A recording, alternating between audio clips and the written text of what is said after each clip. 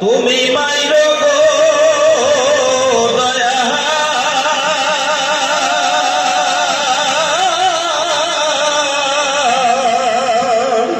অন্যে যেন মারে না গো মারে না আমি তোমায় বর জানি না আল্লাহুম্মা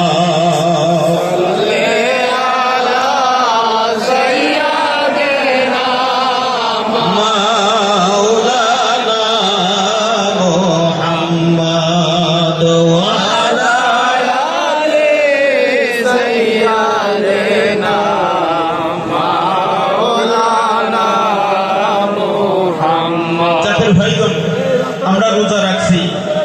আমাদের শরীরে দুর্বল, জবানের মধ্যেও আমাদের দুর্বলতা, কিন্তু এই যে মহান সাহেব মূলত যে আয়াতটা তেলাওয়াত করেছিলেন তাফসীরের দিকে তো সময় নাই। রোজা পূর্ববর্তী গণের উপরও রোজা ফরজ করা হয়েছিল, আর সেই পূর্ববর্তী গণের